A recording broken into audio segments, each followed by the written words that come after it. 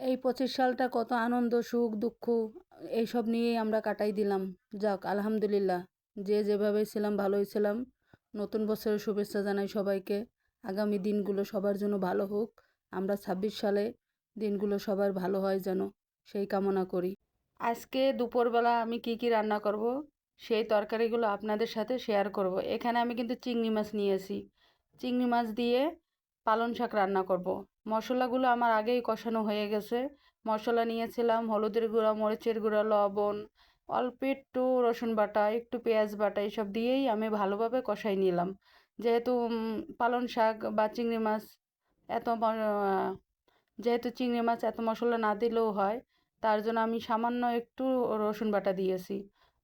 পালং শাকটা কিন্তু আমরা সুন্দরভাবে যেভাবে হোক ঝোল ঝোল খেতে খুব ভালো লাগে। চিংড়ি মাছ তো দো পেঁয়াজে করলে তার কোনো কথাই নেই। চিংড়ি মাছ কিন্তু সব তরকারিতেই খাওয়া যায়।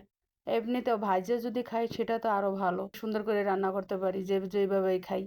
এখানে কিন্তু আমি পালং শাক নিয়ে নিলাম। কালকে আমি কিন্তু আগেই পালং শাকগুলো ধুয়ে নিছি। অনেকগুলো পালং শাক তো এই জন্য আর দেখাইলাম না, অর্ধেকটা দিব। তাই আমার অল্প করে পালং শাকটা আমি অর্ধেকটা পালং শাক আমি দিয়ে দিলাম। এত বেশি শাক যদি একসাথে রান্না করি তাহলে আবার ভালো লাগবে না। তার জন্য আমি কিছু শাক তুলে রেখেছি কালকের জন্য। এই পালং শাকটা কিন্তু ঝোল দেব না। এমনিতেই শাক কিন্তু অল্প পানিতেই সুন্দর ঝোল উঠে যায়। এই শাকটা একটু কষাই নিলাম চিংড়ি মাছ দিয়ে। পানিটা সুন্দরভাবে বের হয়ে যাবে। পানিটা আমরা দিয়ে ঢেকে দেব। সরা দিয়ে ঢেকে দিলে শাকটা সুন্দর সিদ্ধ হয়ে যাবে। আর বেশিক্ষণ রাখবো না। শাকের জন্য যেটুকু ঝোল দরকার অতটুকুই বের হলেই আমি সরা আবার আমি বেশিক্ষণ ঢাকনা দিয়ে রাখবো না। বেশিক্ষণ ঢাকনা দিয়ে রাখলে আবার টক হয়ে যায়, শাকের কালারটাও চেঞ্জ হয়ে যাবে। শুধু একটু পানি বের হওয়ার জন্য আমি ঢাকনা দিয়ে দেবো। আর মাশাআল্লাহ অনেকগুলো চিংড়ি মাছ দিলামই, তো সবাই সুন্দর মতনই রান্না করতে পারি। এত আর বলার কিছু নাই, সবাই যে যেভাবে রান্না করে। এখানে আমি সরা দিয়ে দিলাম ঢাকার জন্য। আর আমি আর একটু মাঝখানে উঠাই দেখাইলাম যে কতগুলো পানি হলো, দেখলেন? অনেকগুলো পানি বের হলো। এই পানিগুলো টানার জন্য আবার জাল দিতে গেলে কিন্তু টক টক লাগে। আর একটু সিদ্ধ হওয়ার জন্য আমি অপেক্ষা করতেছি। যে একটু ঝোল ঝোল রাখবো, ঝোল ঝোল তরকারি কিন্তু খেতে খুব ভালো লাগে। বেশি মানুষের ঘরে তো একটু ঝোলের তরকারি পছন্দ। আর এমনিতেও যারা পছন্দ করে, যেমন আমাদের ঘরে ঝোলের তরকারি কিন্তু আমরা পছন্দ করি। এই শাকটা কিন্তু একটু বেশি ঝোল ঝোল হোক, বা মাছ আর গোস্ত, মনে করেন গোস্ত রান্না করলে তো একটু ঝোল বাচ্চারাও পছন্দ, বড়দেরও লাগে। সব বেশি ভাজা ভাজা স্বাদটা কিন্তু অন্যরকম। আলহামদুলিল্লাহ আমার শাকটা কিন্তু রান্না হয়ে গেছে। অবশেষে আমি বাটিতে ঢেলে নিলাম। গা মাখা হয়েছে। আর আলহামদুলিল্লাহ খেতেও দারুণ হয়েছে। এই যে অল্প ঝোল, কিছুক্ষণ পরে শাকের সাথে গা মাখা হয়ে যাবে, টেনে যাবে, সমস্যা নেই।